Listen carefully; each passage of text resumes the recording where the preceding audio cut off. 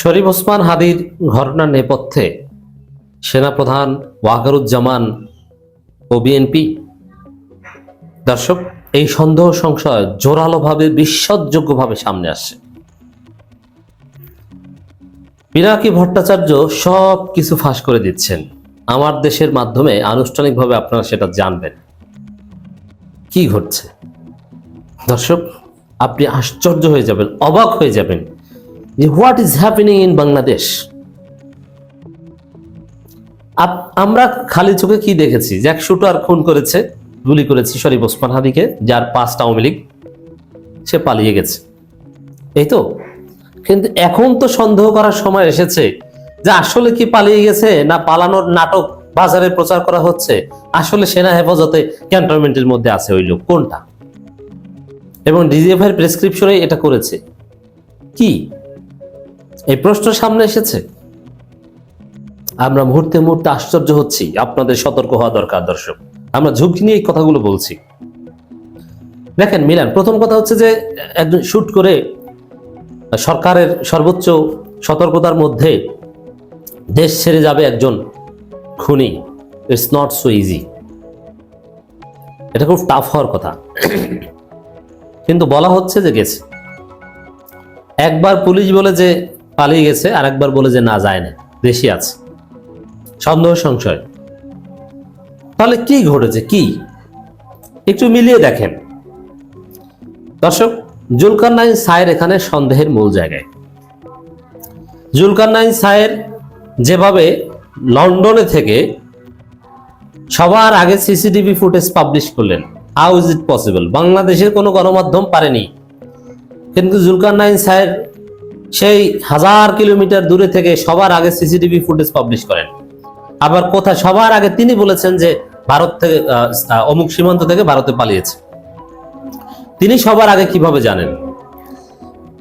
এটা কোনো স্বাভাবিক সাংবাদিকতার মাধ্যমে সম্ভব নয়, যেখানে বাংলাদেশের টোটাল গোয়েন্দা সংস্থা জানে না, পুলিশ জানে না, পুরো বাংলাদেশ, একটা সরকার, একটা রাষ্ট্র জানে না, সেখানে সে 1000 কিলোমিটার দূরে থেকে জুলকারনাইন সায়ের কিভাবে জানবেন?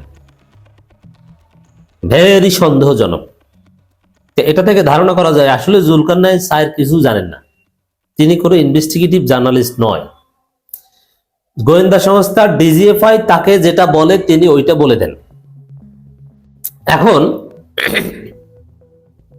এই যে ওসমান হাদির খুনি ভারতে পালিয়েছে, এগুলো সব নাটক, আসলে পালায়নি, সেনা হেফাজতে থেকে থাকতে পারে। আর এই ঘটনা ওয়াকার ঘটিয়ে থাকতে পারেন, সন্দেহ, আমি বলছি না যে করেছে, তবে আমাদেরকে এভাবে অ্যানালাইসিস করতে হবে কেন ওয়াকার ঘটিয়ে থাকতে পারেন, কিভাবে। ওই যে গুম খুনে জড়িত সেনা অফিসারদের বাঁচাতে, এবং সামনে গুম কমিশনের রিপোর্টে আরো অনেক সেনা অফিসার ধরা খাবে, এমনকি জাতিসংঘের রিপোর্টের যে ওয়াকার নিজেও ধরা খান কিনা বলা যায় না। এই পরিস্থিতি থেকে এড়াতে দেশে একটা অস্থিতিশীলতা সৃষ্টি করে ডক্টর ইউনূসকে হটানো যায় কিনা, বা ভিন্ন কিছু করা যায় কিনা, বিচারকে বাধাগ্রস্ত করা যায় কিনা, চলমান বিচারকে বানচাল করা যায় কিনা, এমনকি ওই যেসব গুম খুনে জড়িত সেনা অফিসারদের যাদের বিচার আওতায় অলরেডি আনা হয়েছে, তাদের বিরুদ্ধে চার্জ গঠনের কথা ছিল, সেই দিন গঠন হয় নাই। তো সব মিলিয়ে হাদির ঘটনা ডিজিএফআই বা সেনাবাহিনীর ভারতপন্থীদের পরিকল্পিত কোনো ষড়যন্ত্র কিনা, সেই প্রশ্ন এখন সামনে এসেছে। কারণ ঘটনার পর ওই সেনাবাহিনীর ভারতপন্থীদের মুখপাত্র জুলকারনাইন সায়ের যেভাবে সবকিছু বলে দিচ্ছেন এবং চলে গেছে, আর সম্ভব না, এগুলো যেভাবে প্রচার করছেন, এটা সন্দেহজনক। এভাবে তার জানার কথা না, বাংলাদেশের কেউ জানো না, তিনি কিভাবে জানবেন? এটা তার হাতে তো কোনো মিরাক্কেল থাকার কথা না।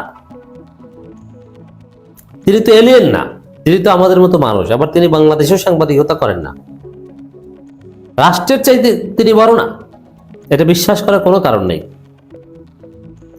তো দর্শক, স্পষ্ট হয়ে গেল যে জুলকারনাইন সায়েরকে ডিজিএফআই যা বলে তিনি সেটা বলেন, তাহলে ডিজিএফআই এটা নিয়ে নাটক করছে। আর ডিজিএফআই কে এখন দিক নির্দেশনা দেন, বা ডিজিএফআই ভারতের কথায়, ভারত রয়ের প্রেসক্রিপশনে কিছু নাটক করছে, আর এগুলোর নেপথ্যে ওয়াকারুজ্জামান সেনাপ্রধান তিনি থাকতে পারেন, সন্দেহ আছে। তো দর্শক, এখানে জুলকারনাইন সায়ের জনগণের দৃষ্টি ভিন্ন দিকে ফেরাচ্ছেন এবং শরীফ ওসমান হাদিকে নিয়ে তুচ্ছ তাচ্ছিল্য করছেন, এমনকি তার জানাজায় যাতে লোক না হয় সেই ধরনের একটা ন্যারেটিভ নির্মাণের চেষ্টা করছেন। এই থেকে সন্দেহটা জনপরিসরে জড়ালো হয়েছে এবং পিনাকি ভট্টাচার্য কার্যত সব ফাঁসই করে দিয়েছেন। আমি আসছি সেদিকে। সায়েরের পোস্ট, আগামীকাল ওসমান হাদির জানাজা, মানে জানাজার একদিন আগের কথা কেন্দ্র করে সারা দেশ থেকে ঢাকায় লোক জড়ো করে বিপ্লবী সরকার গঠনের ষড়যন্ত্র করছে একটি চক্র। জানাজার নামে লোক সমাগম ঘটিয়ে এরা মূলত ধ্বংসাত্মক কার্যকলাপ চালাতে চেষ্টা করবে। দেখেন, জানাজার নামে লোক সমাগম, মানুষ জানাজায় আসবে আর সেটাকে জানাজার নামে লোক সমাগম বলে কিভাবে ট্রল করছে, সন্দেহজনক। যার অংশ হিসাবে বিদেশি দূতাবাসে হামলা এবং বিভিন্ন সরকারি স্থাপনায় হামলার চেষ্টা করা হতে পারে। এটা যে মিথ্যা কথা সেটা জানাজার পরেই আপনারা হয়তো আলোচনা শুনতে দেখেছেন।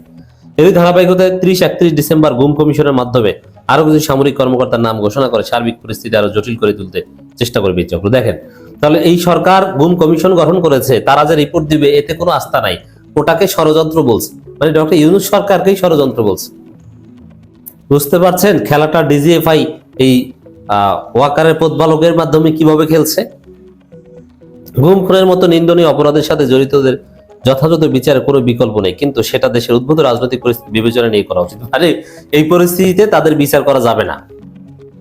অপরাধ করেছে ঠিক আছে, কিন্তু বিচার করা যাবে না, তাদের নামও বলা যাবে না। এটা হচ্ছে সায়েরের যুক্তি। তাহলে এই সায়েরদের মাধ্যমে ওয়াকার এই গুম খুনে জড়িত অফিসারদের বাঁচাতে শরীফ ওসমান হাদির ঘটনা থেকে শুরু করে শুটার পালিয়ে গেছে, এ ধরনের নানা নাটকীয়তা সাজাচ্ছে বলে মনে হচ্ছে। এছাড়া গুম কমিশনের বিভিন্ন ইন্টারভিউতে কমিশনের সদস্যরা এমন ব্যক্তি খন্দকার রাকিব বিভিন্ন ব্যক্তির জেরায় সময় উপস্থিত থেকে ভিডিও করেছেন মর্মে জানা যায়। তিনি কার অনুমতিতে ঠিক এই খন্দকার রাকিব সম্পর্কে কিছুই জানেন না। খন্দকার রাকিব গুম নিয়ে কাজ করেন অনেক আগে। জুলকারনাইন সায়ের তো সেদিনকার সেই আল জাজিরার একটা রিপোর্টের মাধ্যমে জনগণের কাছে পরিচিত হয়েছে, তার আগে তাকে চিনত কে? কিন্তু খন্দকার রাকিব নীরবে নিভৃতে কত কাজ করেছেন আমরা জানি। তো দর্শক, একের পর এক বিতর্কিত পোস্ট দিচ্ছেন এবং টার্গেট মাহমুদুর রহমান। সায়েরদের, ডিজিএফআই, ওয়াকারদের টার্গেট মাহমুদুর রহমান, কারণ শরীফ ওসমান হাদির রিপ্লেসমেন্ট এখন মাহমুদুর রহমান। ভারতের আধিপত্যবাদের বিরুদ্ধে এখন এবং গুম খুনে জড়িতদের বিচার নিশ্চিত করার ক্ষেত্রে এখন সবচেয়ে জোরালো কাজ করছেন মাহমুদুর রহমান। এই জন্য কেন শরীফ ওসমান হাদির অভিনয়ের কাছে মাহমুদুর রহমান এই প্রশ্ন করছে, 24 ঘন্টায় এই করবে সেই করবে, অমুক তমুক। আবার ইরাক, লিবিয়া, সিরিয়া ব্যর্থ রাষ্ট্রে পরিণত করেছে, ওইভাবে মাহমুদুর রহমানরা বিপ্লবী সরকার গঠন করে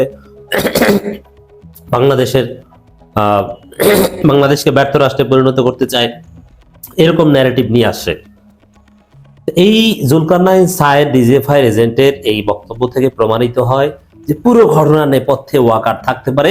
আর ওয়াকার কেন থাকবে? গুম খুনে জড়িতদের বাঁচানোর জন্য। পিনাকি ভট্টাচার্যের একটা ফেসবুক পোস্ট, ওয়াকারের প্রতিপালক কত বড় জাউরার দেখেন, সে চাইতেছে হাদির জানাজায় যেন বিপুল জনসমাগম না হয়।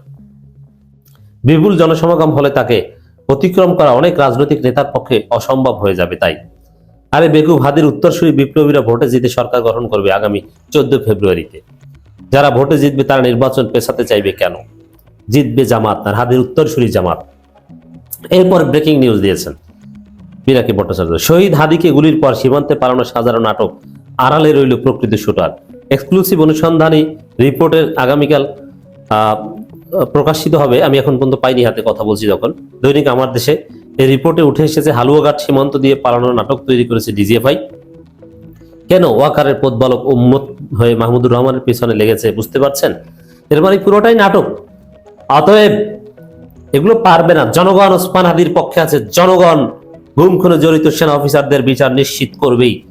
জনগণ প্রয়োজনে ডিজিএফআই বিল্ডিং এর ইট খুলে আনবে, নাট বল্টু খুলে এনে ধলাই খালে বিক্রি করবে, কিন্তু ভারতের কোন ষড়যন্ত্র গুম খুনে জড়িতদের কেউ বাঁচাতে পারবে না।